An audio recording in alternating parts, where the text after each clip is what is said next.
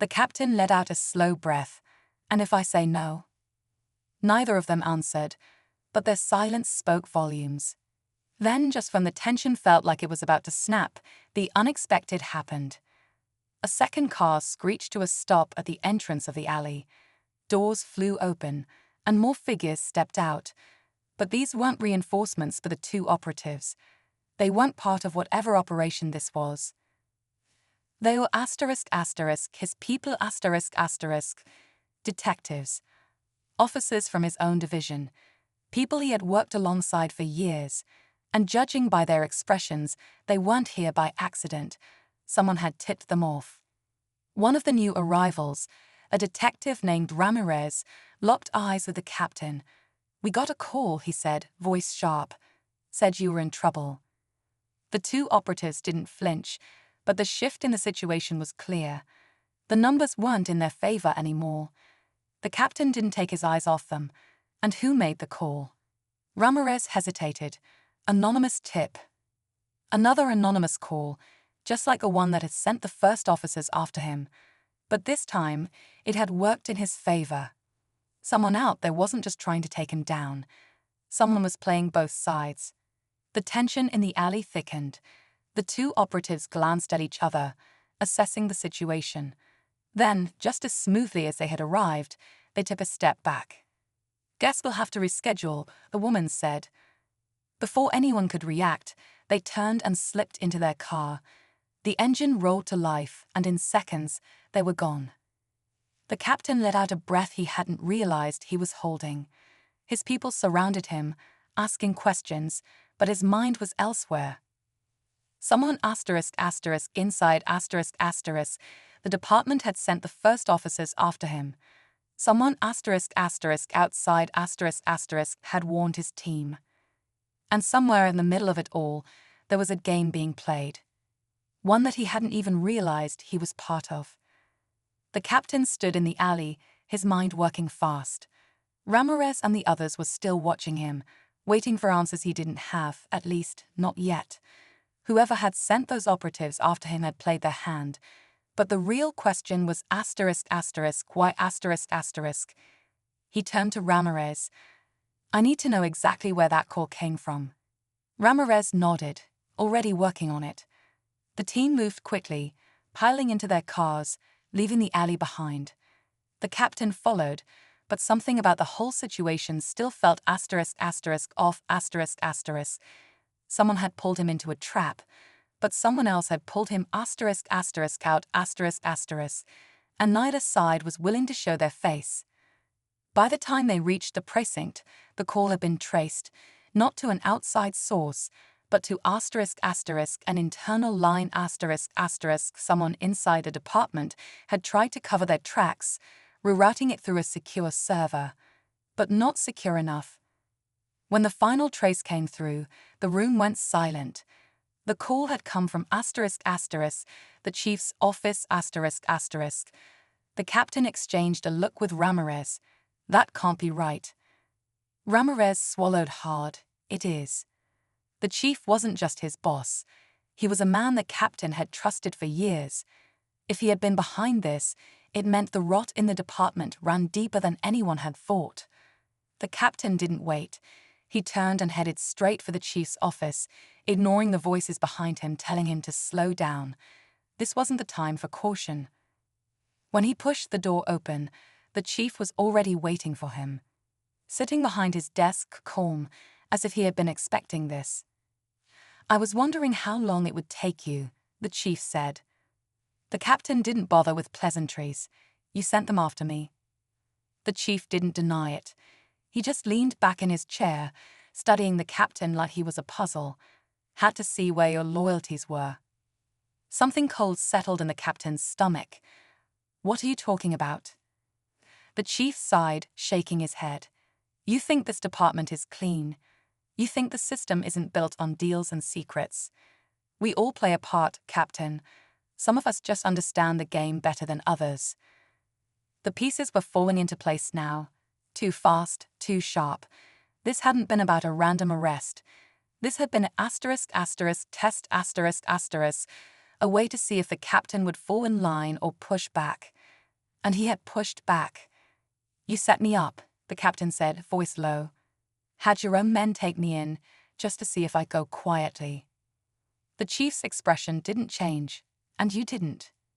The air in the room was thick with something unspoken, a warning, a challenge. "You can walk away from this," the chief said. "Let it go, and you keep your job. Keep your rank. We forget this ever happened."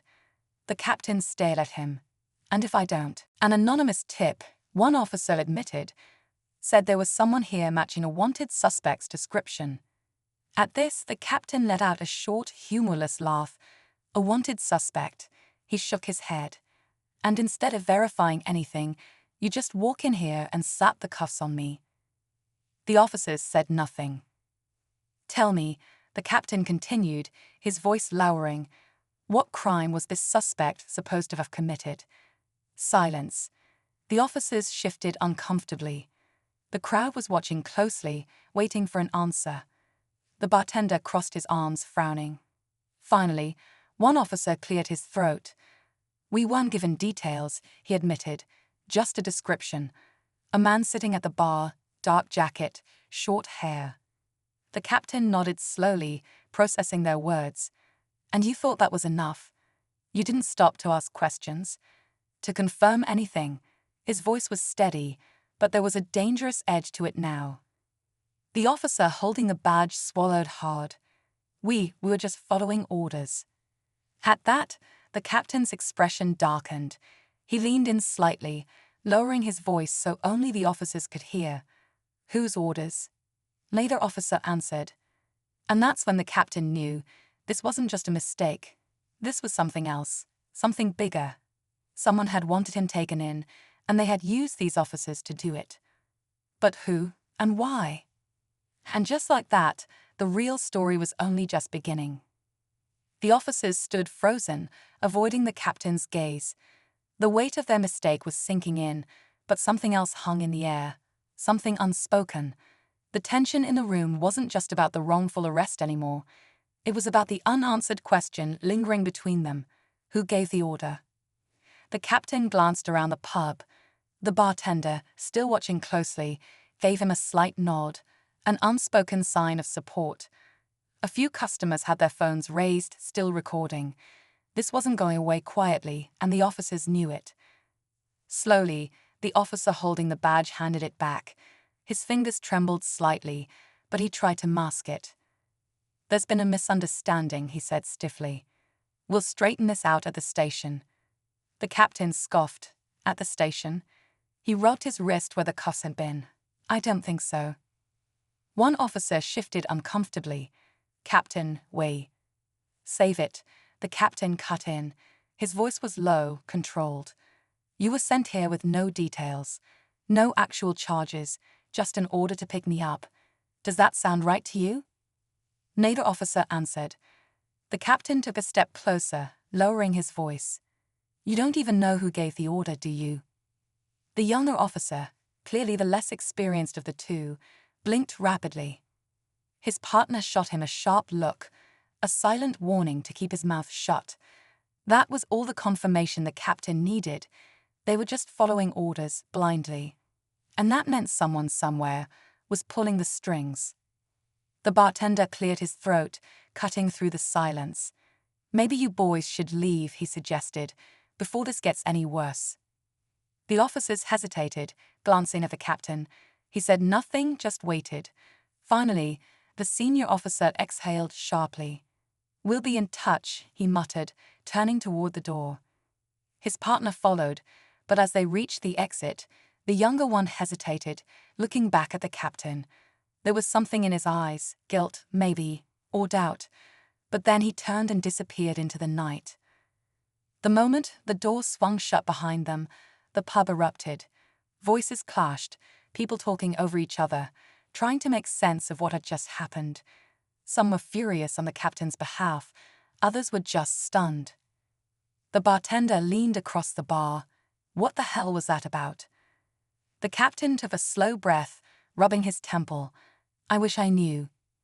And that was the truth. He had no idea who wanted him taken in or why. But someone had gone to the trouble of making an anonymous call, giving just enough information to get him arrested. It wasn't random. It was intentional. His mind raced through possibilities. Had he stepped on the wrong toes at work?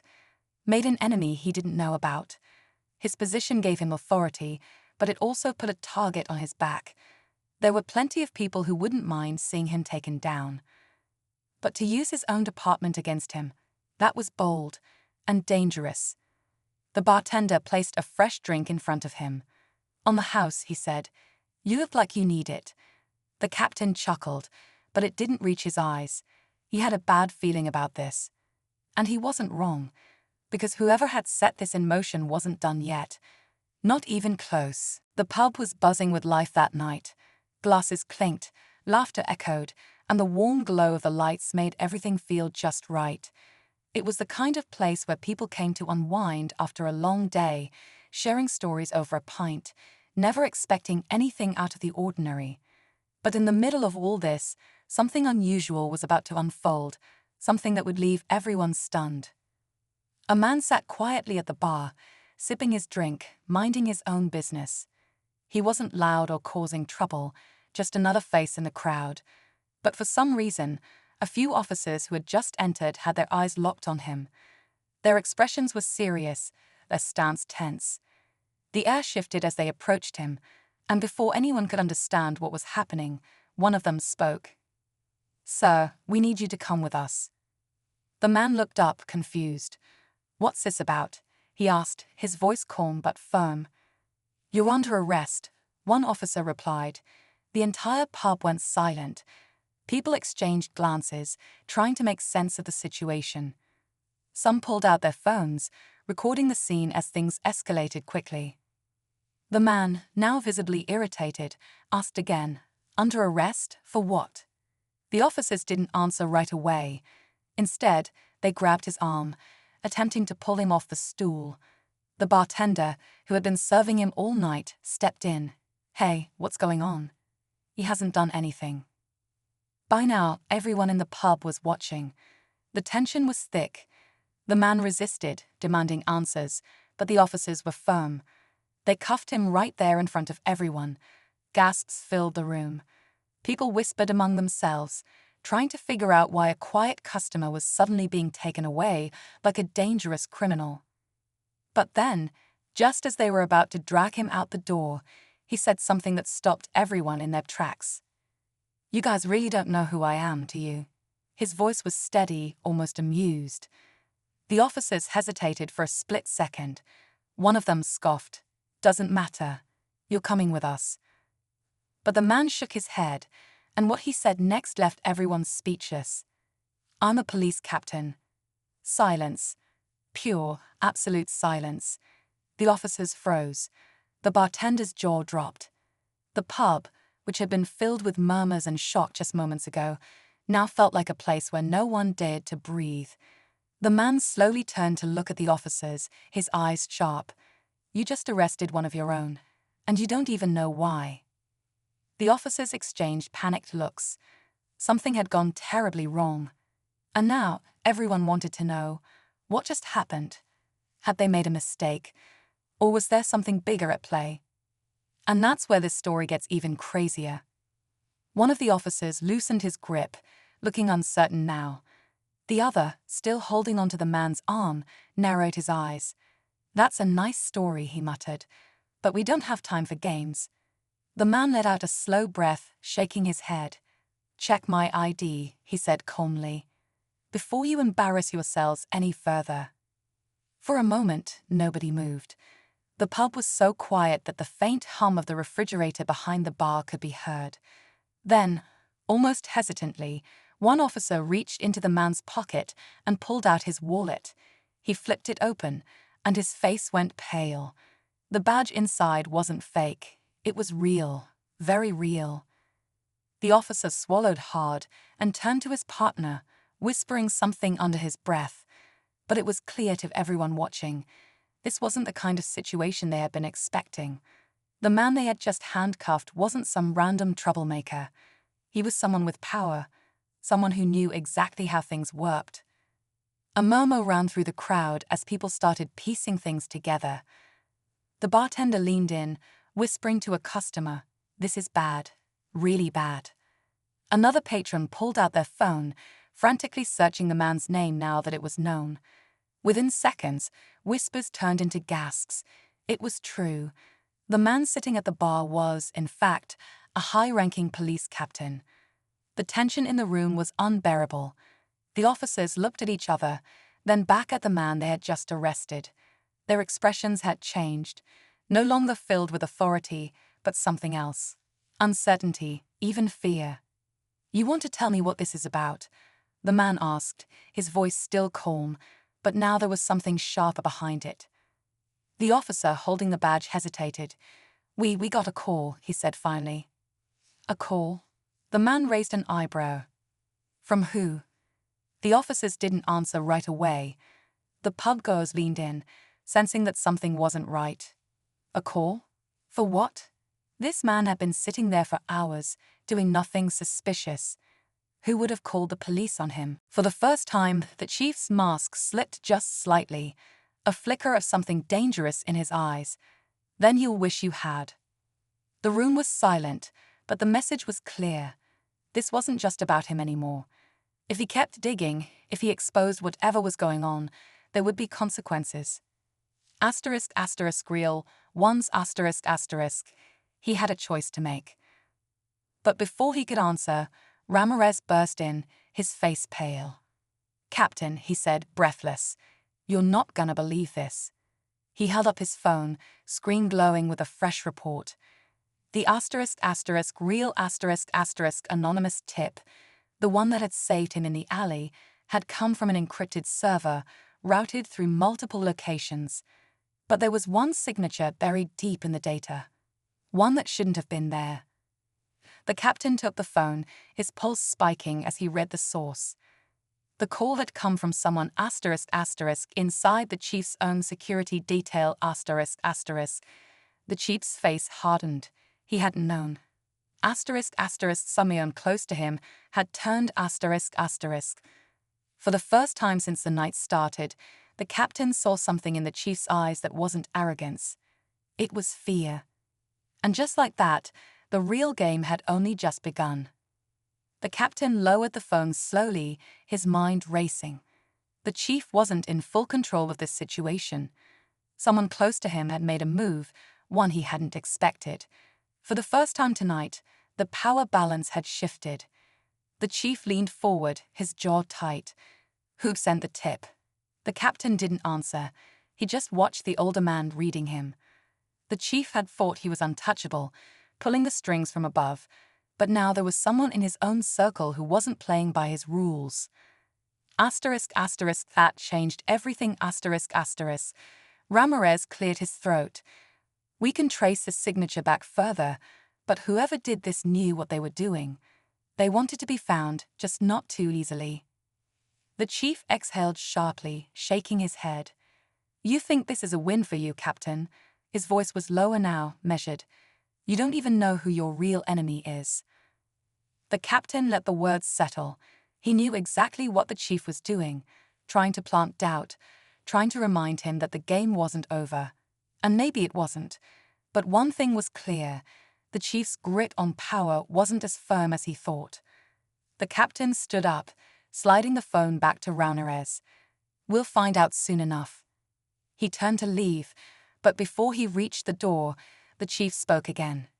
"You could walk away, you know. Take your rank, keep your career. No one would blame you." The captain paused, but he didn't look back. "Maybe," he said, "but then I'd have to live with it." And with that, he walked out. Outside the office, the precinct was alive with movement. Officers at their desks, detectives making calls, the usual hum of a department running at full speed. But the captain felt the shift beneath it all. Asterisk asterisk something had cracked tonight asterisk asterisk. The people in power had been exposed, if only for a moment, and that was enough to make them nervous. Ramirez caught up to him. "So, what now?" The captain thought about it. He had a name to trace. A leak inside the chief's own security team. A department that wasn't as solid as it seemed. He had been thrown into this game without knowing the rules, but now he wasn't just a player. Now he was a threat. He exhaled, feeling the weight of everything that had happened. Now, he said, we keep going. Ramirez smirked. Thought you'd say that. The captain glanced back toward the chief's office. The door was still closed, but the man inside was no longer as untouchable as he had seemed. Walking through the precinct, the captain could feel the eyes on him, some curious, some cautious. The story of what had happened tonight would spread fast. Some people would side with him. Others would wait to see which way the wind blew. But one thing was certain. Whoever had sent that tip wasn't done yet, and neither was he. As he stepped outside into the cool night air, he knew this was just the beginning. The captain stared at his drink, his mind racing. The noise of the pub had returned to normal, at least on the surface. People laughed, glasses clinked, conversations flowed. But the atmosphere had shifted. He could feel the eyes on him, some curious, some concerned. And then there were the ones who had stopped watching altogether, suddenly too interested in their drinks. He wasn't the only one who knew something bigger was going on. His phone buzzed in his pocket. He pulled it out, expecting a flood of messages, colleagues, maybe even his superiors. But instead, there was only one. A blocked number. Asterisk, asterisk, you should have left with them, asterisk, asterisk. His grip tightened around the phone. He read the message again, feeling the weight of it settle in his chest. This wasn't just about some rookie cops making a mistake. Someone had been watching. Someone knew he was supposed to be in that squad car right now. His first instinct was to call the number back, but he already knew it wouldn't work. Whoever sent this didn't want to be found. He looked up, scanning the room. The bartender was wiping down the counter, stealing glances at him. A couple near the jukebox had been watching earlier, but now seemed to be in deep conversation. Too deep, like they were pretending not to notice anything. A man in the corner, alone, hunched over his phone. Too casual. The captain exhaled slowly. Asterisk, asterisk, he wasn't safe, Herr asterisk, asterisk. He slipped his phone back into his pocket and stood up. The bartender looked at him. Leaving already? He hesitated, then nodded.